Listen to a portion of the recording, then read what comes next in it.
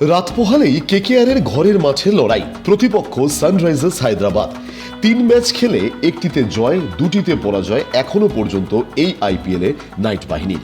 কিন্তু Kolkata night Riders, Shahrukh খানের এই ফ্র্যাঞ্চাইজি 2008 থেকে অনবরত খেলে চলেছে আইপিএলে, চ্যাম্পিয়ন হয়েছে 3 বার। এইবার অর্থাৎ কলকাতা নাইট রাইডার্স এইবারও কিন্তু একটা দারুণ টিম হিসাবেই খেলতে নেমেছে। গতবারের চ্যাম্পিয়ন তারা।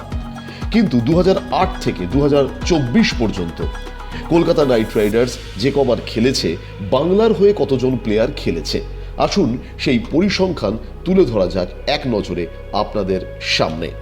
প্রথমেই আসা যাক অশোক দিন্দার কথায়। অশোক দিন্দা 2008 থেকে 2010 সাল অর্থাৎ 2008, 9, 10 তিনটি মরশুমে খেলেছেন। সৌরভ গাঙ্গুলি 2008 থেকে 2010। সৌরভ গাঙ্গুলি প্রথমেই ছিলেন এই নাইট বাহিনীর অধিনায়ক। 2008, 9 এবং 10 কলকাতা নাইট রাইডার্সের হয়ে খেলেছেন। রণদেব বসু 2008 সালে খেলেছেন। সায়ন ঘোষ খেলেছেন 2017 সালে। সৌরভ সরকার খেলেছেন 2009 সালে।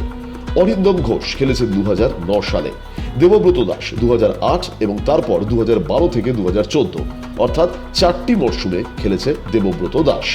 শ্রীবৎস গোস্বামী খেলেছেন 2011 সালে। মনোজ তিওয়ারি খেলেছেন 2010 থেকে 2013 অর্থাৎ 2010, 11, 12, 13 এই 4টি বছর খেলেছেন মনোজ তিওয়ারি। ঋদ্ধিমান সাহা খেলেছেন 2008 থেকে 2010 সাল পর্যন্ত।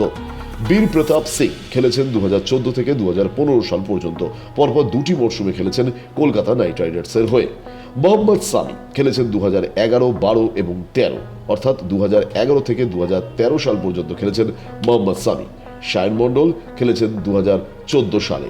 রোহন গাভাস্কার খেলেছেন 2010 সালে। রোহন ব্যানার্জি খেলেছেন 2008 থেকে 2009 সাল অর্থাৎ পরপর 2টি বছর। লক্ষ্মী রতন শুক্লা, বাংলার লক্ষ্মী, পরপর 2008, 9, 10, 11, 12, 13 অর্থাৎ 6টি সিজনে খেলেছে শুধুমাত্র কলকাতা নাইট রাইডার্সের হয়ে। একলাক আহমেদ খেলেছেন 2010 সালে।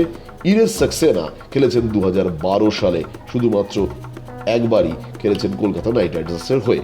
অর্থাৎ 2008 থেকে 2024 সাল পর্যন্ত মোট 18 জন বাংলার প্লেয়ার খেলেছেন তাদের ঘরের ফ্র্যাঞ্চাইজি কলকাতা নাইট রাইডার্সের হয়ে।